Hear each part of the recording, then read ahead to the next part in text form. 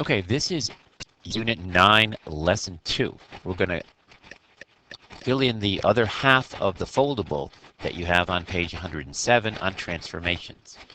Our first one is dilation.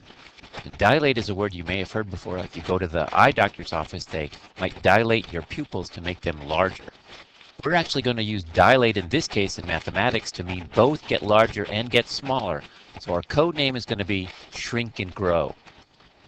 In order to dilate a figure, you want to multiply every coordinate by the scale factor. Scale is a word we've heard before too.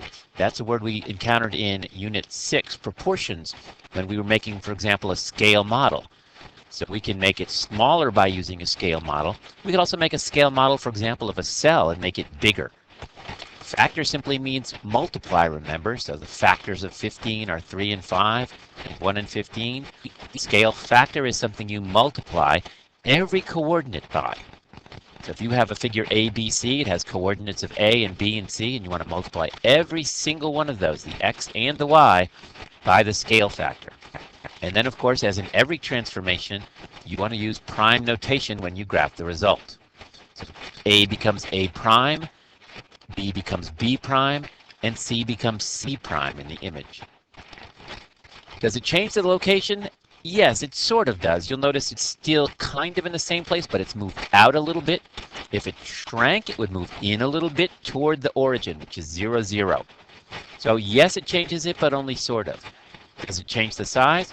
Yes, it does. You can see it changes the size from the image ABC to the, from the pre-image ABC to the image A prime, B prime, C prime.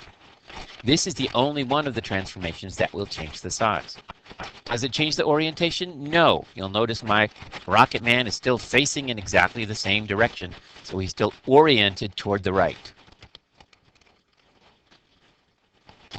Rotation is our last one, and our code name for rotation is turn, because when something rotates, it turns. Step 1 in rotating a figure is to make a chart by flipping the coordinates from one quadrant to the next, and I'll teach you how to do that in class. Next, you want to identify the direction and the amount of the turn. The direction is going to be either counterclockwise or clockwise, and the amount is going to be a degree, 90 degrees, 180 degrees, or 270 degrees. You're going to want to use prime notation when you graph the result, okay? Just like always in every transformation. Will it change the location? Yes, it will move it into a different quadrant. The pre-image you see there, ABC, is in quadrant 2.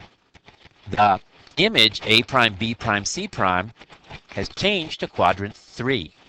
So yes, it changes the location. Does it change the size? No, still the same size as before. Does it change the orientation? No, it doesn't. Excuse me, yes it does. You can see that my little Rocket Man had been pointing, had been looking to the right, now he's looking up. So yes, it does change the orientation.